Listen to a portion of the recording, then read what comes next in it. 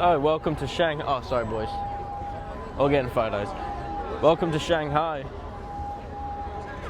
Welcome to Shanghai. It's our third city on the list. We're here for 5 days. We don't have much on tonight. We're just checking out the lights, just checking out the river. We're gonna see what Shanghai has to offer. We can see already that it is an absolutely fucking bustling city of the east coast of China. And we're heading towards the water now, just to get a better look. Got the famous thing that's called the Pearl Sky Tower there. I thought... Is that Mao? That may be Mao.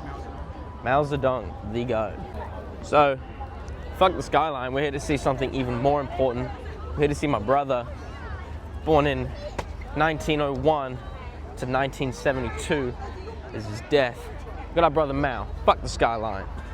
We got our brother Mao. That is unbelievable though. And I think I've just lost my mates. I just gotta look for the dickhead with the camera, guys. Come on, look for the dickhead with the camera. Now, adding to what I was saying before, look at the stark contrast of this metropolis night sky. Look, dude, it is photos, photo everywhere. Photo everywhere. Dude, how many different businesses were just selling photos? Oh my god, there's more photos!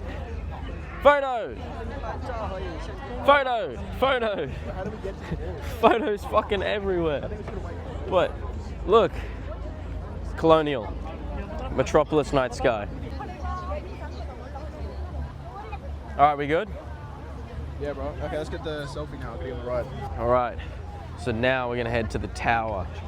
We're actually catching a metro that goes under the river up to the tower. That's pretty fucking nifty. So it's about 20 minutes travel from here. It's like a 10-minute walk to get to the station. So fun fact about me, I absolutely hate tall buildings. And we're standing directly under a 350-meter tall building. And these guys, we're gonna circle around the building, hopefully see the riverside from the opposite view. But whilst we're here, it gives us another great view of the skyline. It's honestly so captivating, and no other Chinese city is quite like this. And here is the opposite view that we had from before, the colonial side. Dude, it just gets better and better and better everywhere you go. Just absolute marvel of a city. So it's like 1 o'clock, it's fucking raining, and as classic tourists, the only thing we're gonna eat today is the Golden Arches. I kinda wanna get something. Yeah dude, I got a McFlurry. McFlurry for breakfast at like 1 in the afternoon. A bit of sugar probably will help. Yeah, what's wrong with that, Damon? Damon and Nick. Alright, with that demolished, next on the breakfast agenda is coffee and a cigarette. Now, I would have been skeptical about having Chinese fucking Maccas, but it's actually pretty good. It's like a similar standard to Australia in my opinion. They offer different shit on the menu, but at the end of the day, Big Mac, chips, McFlurry, drink, chicken nuggets, it's all the same. Alright, we're inside the metro now, but the rain picked up real bad, if you couldn't tell. We've all had to secure umbrellas. We're on our way to the former French concession now, and I think we'll be there in about 20 minutes. But it's raining, so I don't know how scenic it's gonna be or not. Yeah. Alright, here we go. Oscar's holding my fucking umbrella for me, so we've got to do this quick. So we finally made it to the former French concession. We're at the courthouse. It's a little bit underwhelming, because it kind of just looks like every other Shanghai street. So we're on our way to find what is exciting, and Oscar is going to finish holding my umbrella for me. Thank you, Oscar. So this is a thing that we've seen in Beijing, where people actually collect travelers' notes from around the world, and Rao's been offered to do it this time. So, what was your name? Yin Kai. Yin Kai. And your name? Zhen Xingnuo. Zhen Xingnuo. Nice to meet you. Nice to meet you. I am vlogging China. Pretty cool. People here are lovely. Is this a common thing in China? We have been asked to give the same writing in Beijing. 这个是最近在抖音上特别火的。 This is very popular on TikTok recently. Ah, cool. Who I say? Okay. Hello, my name is Raul. Me and my friends are from Australia. We love China. The buildings, landscape, and people are all amazing. That's awesome. Perfect. So just taking a photo. Perfect. Thank you very much, guys. Cheers. So Damon, out of character, suggested that we go get a cocktail through here. Wow. That is something I love to hear. So we've just hit some fucking traffic. The umbrellas keep donk. Just keep donking each other. All right, let's have a gaze through here. I think Damon has found a really cozy spot. Here we go. Guinness Social. Gavin's back passage to this Guinness bar. All right. Basically just looks like a sports bar. Do you want to have a look? Yeah, it's got coffee as well. Oh, some white people here. Yeah, there's lots of white people.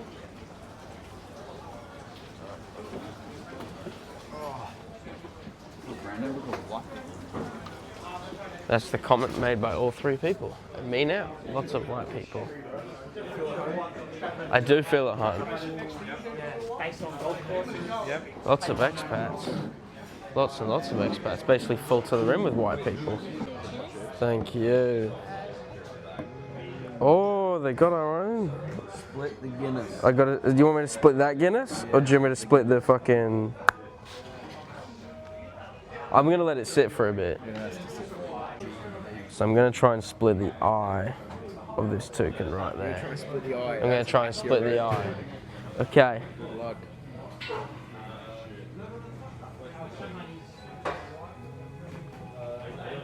Locked in. Oh, close. Close? Oh, so close, man. Right, so amidst all the rain, we finally found a spot at a billiards bar. And Oscar's going to show us how it's done. Oh my days. Trash. Red.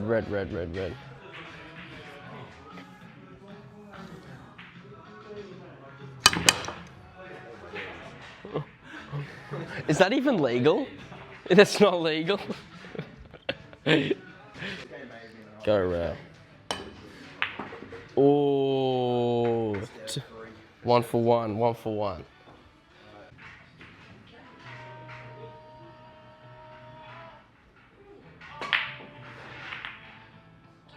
Oh. Too cold, bro. Too cold.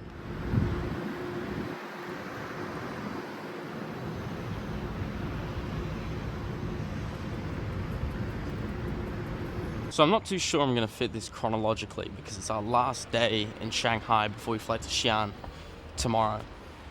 And we've decided to make it back to the French concession and actually visit it properly this time. The first time round, I put in the wrong directions and it was raining, so it was absolutely miserable. It was terrible to vlog, so I didn't get too much, but this time round we are in the right location and you can just kind of see it's very colonial. Obviously it's colonial, it's called the French concession. But everyone here is unbelievably well dressed. We've seen so many people getting Instagram photos, just taking some scenic shots. The boys over here are very keen to grab some photos.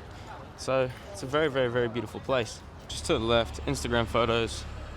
Just through here, we've got gorgeous houses, more Instagram photos.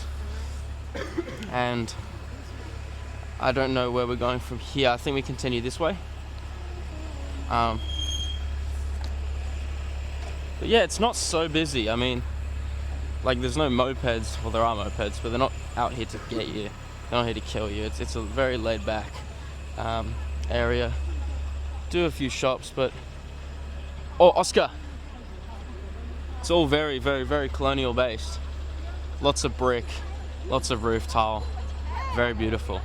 So what is really interesting is behind me we've got a sign that says Heritage Architecture. So I'm assuming that a lot of these places are heritage listed, and that's why they haven't kind of collapsed or succumbed to the major Shanghai metropolis infrastructure and architecture. So you just see like another house with the roof tiles, more bricks and roof tiles, and it's mostly a pedestrian street through here. It's nowhere near as busy as what we've seen in Shanghai before, and to be honest, it's just very, very, very pretty. So we're at the point in the video now where we're walking through the French concession, and you're probably thinking to yourself, why does a French concession exist in Shanghai? And the reason is, after the Chinese were losing wars in the 1900s, the Civil Wars, and then obviously the Sino-Japanese War, the European powers essentially forced the Chinese to open up their trade ports and allow the French to essentially not colonize, but hold trade power in this region. Especially because Shanghai is on the river, the Suzhou River, and it's also next to the water. It's on the eastern coastline. So the French powers and the European powers essentially forced them to open up their ports and allow them for European use. The key event is when China lost the First Opium War, and British powers, by signing the Treaty of Nanking, essentially forced them to open up their trade ports. So it was genuinely a treaty that forced them to do so. And interestingly, in 1849, the French actually were able to colonize this area as well. So before the 1900s, the French were able to colonize this area and it had extra territoriality, basically meaning that it was independent from Shanghai. It was actually a French colonial area. So the French residents were able to move in and they were subject to French law. So it is entirely a French area. And as a lot of it has been protected by natural heritage zoning, you do really feel like you're walking through the center of colonial France. And because in Asian countries, you have a sense of superiority if you own a European car or you wear European clothes, and that's why they produce a lot of fake, top brands from Europe. And a lot of people like this Jetta right there, although not a great car, Audi, although not a great car, Volkswagen, right? We're kind of getting the drift here. Although they're not, the best cars, it's a sense of superiority. Like a Toyota is more reliable. BYD is an EV, it's generally cheaper and more reliable.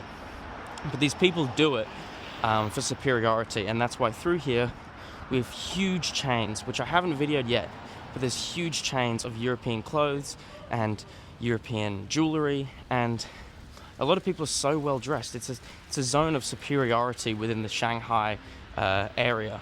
So the question you're probably asking is it still under French control? And the answer is no. So in 1943, when Vichy France was established, and Vichy France was established under the Hitler regime, the Third Reich, it was a fascist part of France in the southern France. It was actually controlled quite a large territory, where the Germans held northern France when they annexed France in 1940. But when Vichy France was established in 1943, we actually had the French return this area of Shanghai back to the Chinese. So now it exists solely as a part of the Shanghai and CCP and PRC regime. So now you're thinking, why does it feel so unique? And it's unique because it's French. It's French, and it's all been listed as heritage zones. So it can't succumb to the Shanghai vibe and architecture and infrastructure, just as I discussed before. And that's why it's such a main tourist attraction within Shanghai residents and people across the globe like us.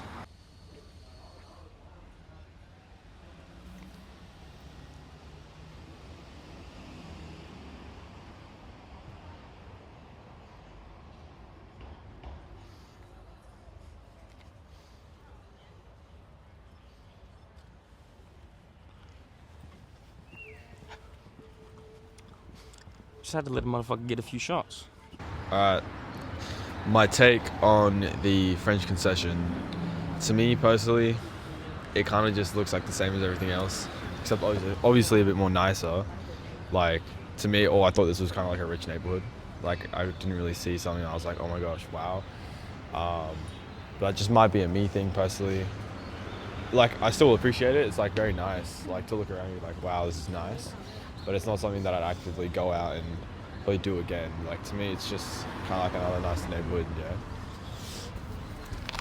And I think to add on that, I think it's very interesting for Asian people, but for like white people who kind of see this and brick and roof tile quite frequently, is I wouldn't say it's too interesting for us. I think it's more interesting for Asian people because it's just so much different to what they know. But for us, it's a little bit of the same, to be honest. I mean, the history is interesting, but the architecture does get a little bit dull after a while. But a great example of how bougie these stores are is literally just right here. I mean, I don't think it is necessary at all for places to be like this bougie, and they don't even list the prices on anything. Like, that's how you know that this place is bougie. Like, look at that. You know, look at that. Everything here is unbelievably bougie. It's a very Hold on. it's a very Balenciaga-esque type shop. You know, it's not bad, but it's different if that's what you're trying to go for. So Damon's going to give us his view on the French concession. I feel as if that this area 30 years ago was still rich, and it is still rich nowadays. People walking around, all the designer clothing, crazy cars, McLarens, Bentleys, Mercedes S-Class, Maybach. But 30 years ago, the rest of China was poor, and there was a crazy contrast. But the Communist Party has lifted up everyone else to a point where they can now afford all the essentials. So it's, you know, the contrast is very interesting, and the people watching is amazing. Just for reference, I'm going to try to get this before the doors close. But we've got these houses. Okay, the door's closing. But you can just see, like, how well off some of these people are. Like, that facility in China is unbelievable. And, like, it's just a bit of a contrast. There's just so much contrast in China and Shanghai, where it's like you just got the wealthy and then you've got everyone else. Like, the wealthy are just so wealthy. Like, look at this chick's fucking mink coat. Like, bro, like, the wealthy here are just so fucking wealthy. And then everyone else is just, yeah, median. It's unreal. So what I've noticed about the French concession is it's very passive, right? It's not in your face. It's not trying to push anything onto you. All it does is it makes you forget that you're in China, right? Now, obviously there's Chinese people. Obviously there's cars. Obviously there's a big fucking bus or two or three. But it's so passive in the sense that it makes you forget that you're in China. The architecture is such a different breed. It's like I've never seen in China before. And I think that's the point of it, is it's not supposed to stand out. And it wasn't built to stand out, because why would the French build it to stand out? They just built what they knew. And that's why it makes you forget that you're in China. That's called a header. So in the brick, basically, because it's like a rectangle, it's a rectangular prism, that's on the other side of that. And you lay them. This is called a Flemish bond, which is very typical, because Flemish, basically Belgian and French together. So they've played it in a Flemish bond. Yeah, bro, that's impressive. Impressive what? Brick knowledge. Brick game. So just as Oscar was saying, just as we're packing up, we're heading out of the French concession, and there is the famous building. We made it to this like 5-way, 1, 2, 3, 4, this 4-way section, and then we just got all these tourists just like, way, famous building. We completed the French concession, let's go. Look, just Instagram pictures, everything Instagram, always Instagram in China. So just as we hit this crosswalk, we can see it finally blend back in to the metropolis of Shanghai, and we've left behind the colonial architecture of the former French concession. And to me, that duality, also seen at the Bund, where you have the colonial features and then the metropolis features, that duality is what makes Shanghai very special to me. I think the way that they've preserved all of the colonial architecture is just outstanding. And coming from a country of Australia where we're only federated in 1901, and we only really kind of have developed in the last couple of decades, it's really, really, really impressive to me how they've maintained that architecture. And to me, it really puts Shanghai up there. I'm saying it's probably an 8.5 out of 10 right now. So in addition to the duality that I was speaking of before, where are we headed now? And we're headed right into the CBD. That's where we're headed. Oscar's got to go pick up another battery for his camera, because unfortunately he missed out on a lot of photos today because his camera died. We're also going to go get some food that we got a few days ago that I didn't get on camera, but I'm very keen to get on camera again because it was absolutely fucking delicious. So I'm going to quickly cut to the CBD and we can see the duality. So coming out of the station, and welcome to one of the CBDs in Shanghai, and we can just see how many people coming home from work and just the stark contrast between this and the former French concession. And the lights aren't even on yet, right? So I'm literally just squeezing in between people. Just, oh Jesus Christ. And we're off to get some food. So the food that we're getting is just across there. We can just see how busy and just how rushed it is compared to the former French concession. Shit going on everywhere. Look at this Don. So, can you see why I didn't feel real being in the French concession in Shanghai? So we've made it to the dinner location of tonight, Bai Sheng Xiang beef noodles, for a second time. But before then, what do we need, people? Can you take a guess? Give me 3 seconds to guess. So we're back to our favorite spot, and the best thing about this spot is you get the specialty noodles with beef for $4 Australian. $4 Australian, people, and it's an open kitchen with wait staff and everything, and the food is just insane.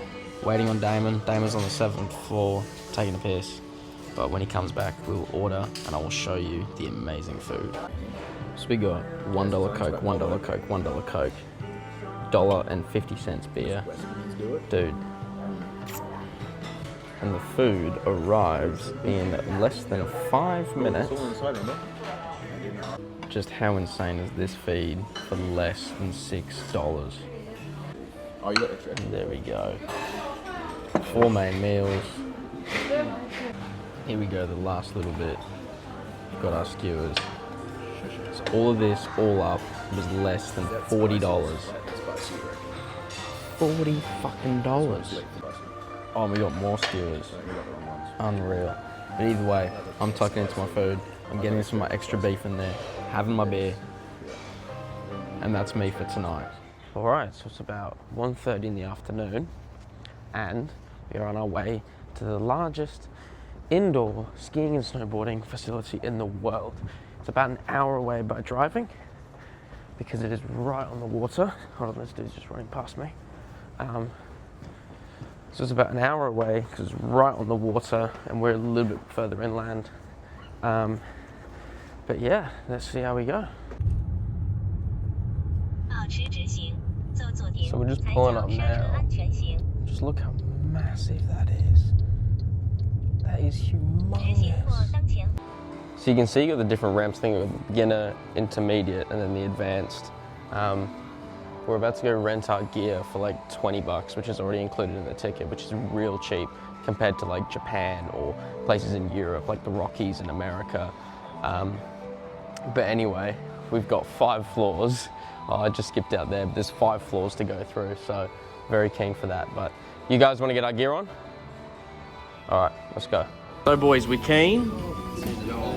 We keen, Damon? As keen as I can be. As keen as a bean. I know we're gonna fall over a fair few times. I know I'm falling over for sure. I got my POV down here. Let's see how we go, boys. Mega keen. All right, here we go. We've made it in. Holy.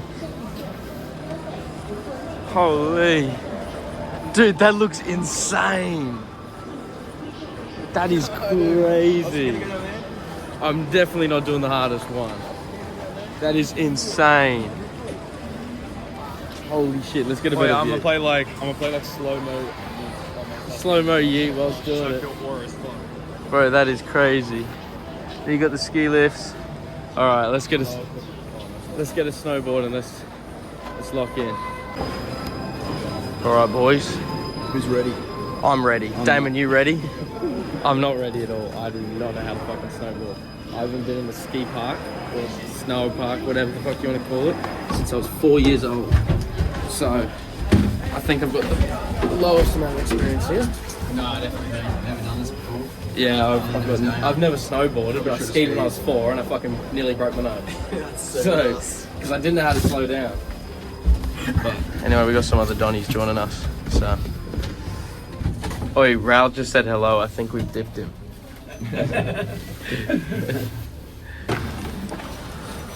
Ooh. So that guy was very lovely. I can't remember his name, but he was pretty sick. Here we go. Wait time 1 minute.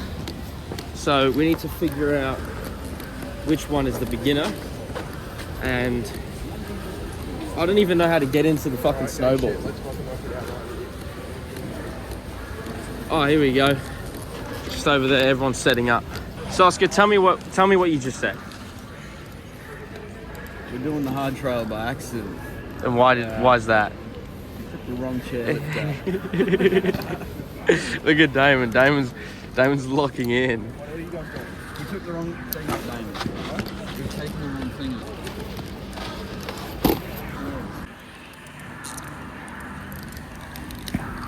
So we are completely and utterly fucked. I'm gonna go down that, and none of us have ever done this. We're cooked. Damon is just gonna go for it because he's the man. You're lean with it, Damon. Bro, Damon's just sitting on his ass. The thing is, if he's sitting on his ass, that means we're gonna be sitting on our ass. Oh no. Alright, Ralph's tried to explain to me how to snowboard. I didn't even get a fucking word of it.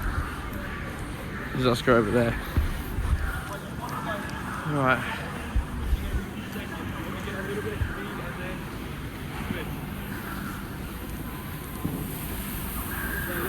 Oscar! Oh shit, I'm going too fast. Oh shit, I'm kind of killing this shit. Oh fuck.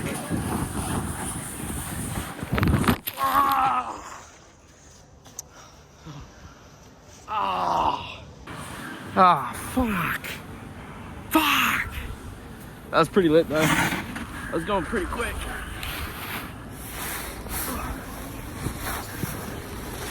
How do I get up? My hands are fucked. Like my hands are literally gonna freeze off. I didn't get gloves and I can't actually get up, dude. I'm so fucked. All right, I made it back up. So,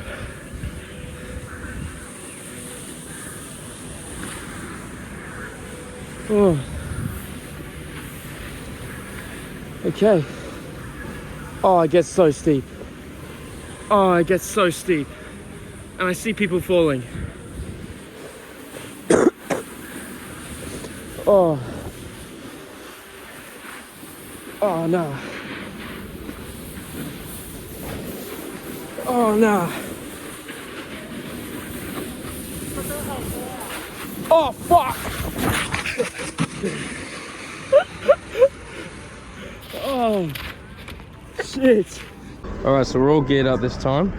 We've got our gloves, we're good to go. And heading down the fucking ski room. Yeah, Oscar, mate.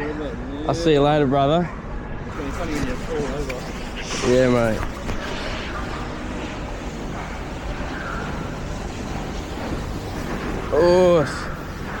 Oh no, I'm gonna hit Diamante. David, you made me laugh.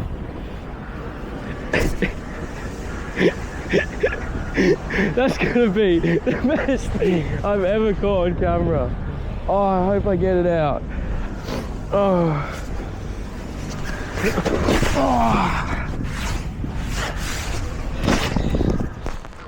right, so it's our third day here, and we haven't done much today. What we are doing tonight is we're going to a gaming cafe. I don't know how we get. I think we go. So we're trying to figure out our way in. Turns out it's these elevators right here. But yeah, we're heading to a gaming cafe. Don't know what that entails. I've never been to one before. So we're just going to see how we go. Here we are, 5th floor. All right, Damon's just working out some Google Translate. Oh, here we go. So just look at all these fiends, bro. Valorant. Oh, nice. Let's check out that room. Oh, sweet. Sweet. That is sick. All right, Damo's paid in cash. We're all good to go. All good to go, boys. Let's go. Dude, this is fucking sick. It's got all the games. It doesn't have Rocket League downloaded. Where's CSGO, Counter-Strike. Let's go, dude. That's so lit, dude. All right, let's load up with Nanny Fog. Let's invite the gang. Here we got all the boys. Dude, check how lit this shit is, bro. Oh, this is actually insane. Boys, we got the whole gang together. We're queuing up for a game, boys. We're queuing up for a game. Ooh.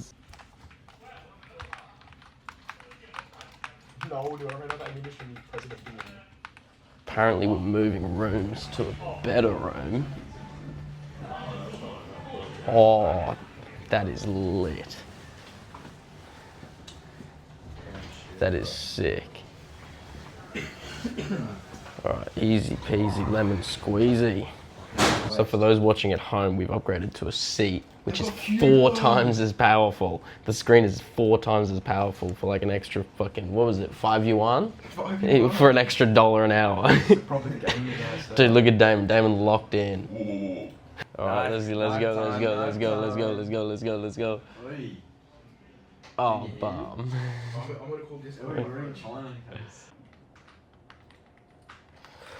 Oh my days.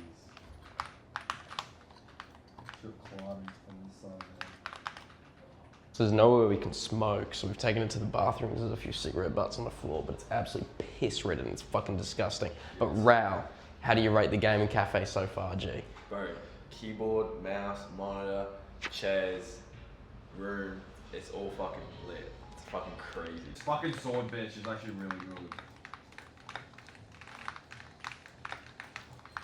All right, so for me, that has to be a 10 out of 10 experience. I think going to an Asian country and playing, you know, fucking video games with the locals on different servers with your mates, all on a LAN party, is just the next level of Chinese experience. I think you can't get any better than that. I'm actually so ecstatic about how that turned out.